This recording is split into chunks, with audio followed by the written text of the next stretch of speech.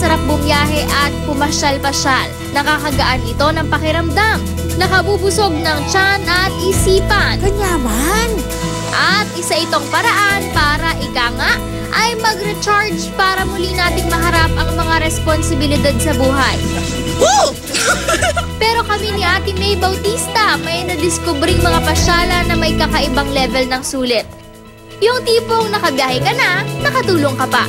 Ngayong araw, imbis na kumain ng masasarap na pagkain ng Pampanga, kikilalanin ko ang mga kapuso natin at kababayan ko na nangangalaga sa mga pasyalan dito.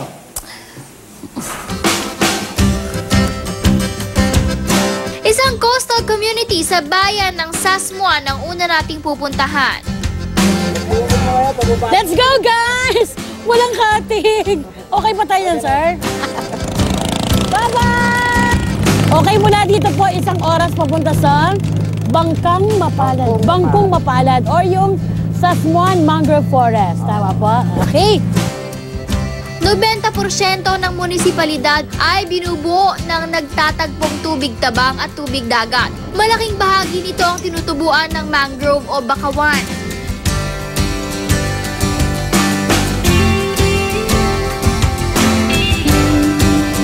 Mangrove everywhere! Maya payabak po kaya kaingan! Maya payabak po! Wow! Yung Bangkong Mapalad kasi ito nabuo nung pumutok yung pinatubo, yung sediments or lahar flow napunta sa mouth ng river ng Pampanga. So yung sediments na yon, yung lahar flow na yon, nagawang island. So yung island na yon na dating plain lang, tumubo yung mangroves. Itinuturing na malaking biyaya ang pagtubo ng mga bakawan dito. Ito kasi ang nagsisilbing proteksyon ng marine resources at mga dayong ibon na nagpapahinga rito kada taon. Tulong-tulong ang mga residente sa pangangalaga ng bakawan. Kaya nang buksan nila ito para sa ecotourism, maging ang mga bisita inobliga nilang magtanim.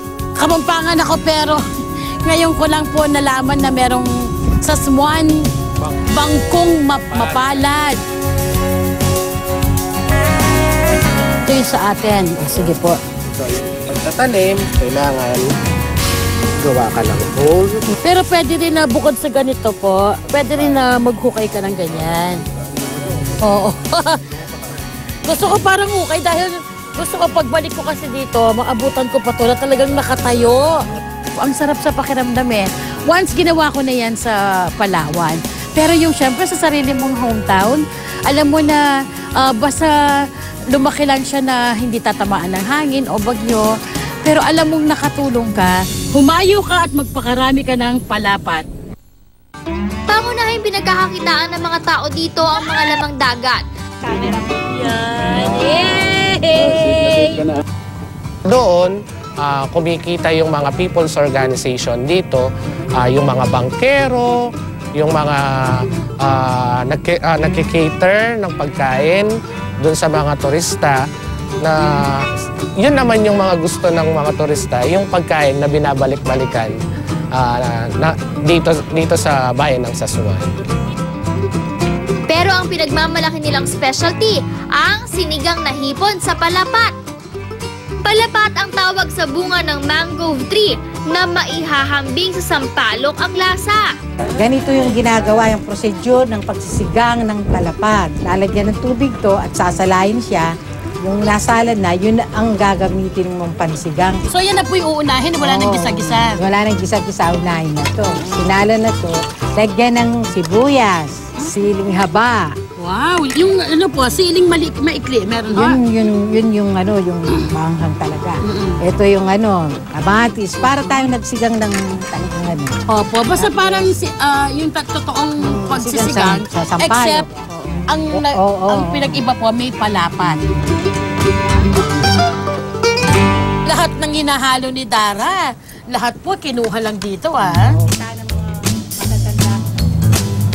Okay, luto na po ang ating sinigang na hipon sa palapat. Tama po? Yahoo!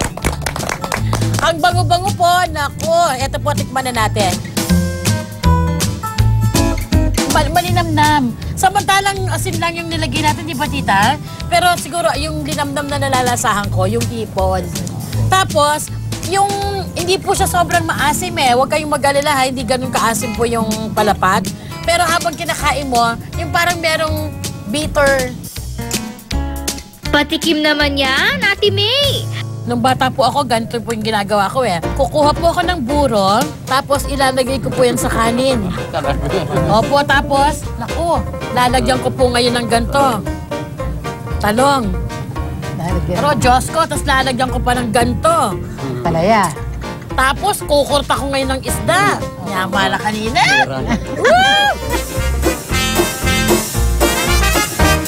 Pagkatapos mong kumain, may dessert ka, itong palapat candy. Good news talaga sa mga tao ang hatid ng bunga ng bakawan. Akalain niyong pwede rin itong gawing candy? Ay, parang sampalo. Sa halagang 200 pesos, makakapagluto ka na ng masarap na handa.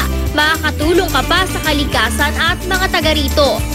Gaya ni Ate Susana na wala raw hanap buhay noon, pero kumikita na ngayon bilang isa sa mga tagaluto tuwing may turistang pumupunta. Wala po akong trabaho. Dahil 13 po yung anak ko. Dahil yung asawa ko po, nangingisda lang po. Pagka meron pong nagpapaluto kay Ate Clem, malaking tulong po sa akin. Ako pong kasama niya. Yung buong tour, kung halimbawa mang uulitin ko to at magbabayad ako, I will be happy na gawin ko ulit at magbayad ako. Kasi alam kong may maitutulong ako. It's really for a cause. Pagkatapos ng tubig, sa lupa naman tayo mamamasyal. Sa Clark, Pampanga, matatagpuan ang sitio Monicayo na tirahan ng mga kapuso nating Aita. Mula rito, mararating ang isang pasyalang perfect sa mga nature at animal lover. It was not really intended to be a paradise ranch. Ang intention nito is to help lang the environment. We wanted to do ng reforestation after Mount Pinatubo. There were 3 trees dati dito. 3 trees lang. Today, we're happy to tell you na we have about 500,000 trees that we have planted that changed the whole thing. Ilan taon matapos i-develop ang lugar, opisyal na itong binuksan sa publiko. Ang karamihan ng staff dito ay mga Aita o mga kulot kung tawagin. Isa na riyan si Ate Tess, mula raw sa pag-aani ng gulay sa bundok na masukan siya bilang caretaker dito. Natuwa po ako kasi po, yung kagaya po namin po, may chance po na magtrabaho po sa ganitong lugar po. Mula sa paglilinis, natutunan din niyang magmasahe. Ma'am, okay lang po yung init? Oo, okay na okay. Ang mas masarap pa dyan, complimentary o walang bayad ang magpa-foot massage kung i-avail ang isa nilang package. Good news, di ba? Marami pa kaming dalang good news ni Ate May, kaya stay tuned mga kapuso!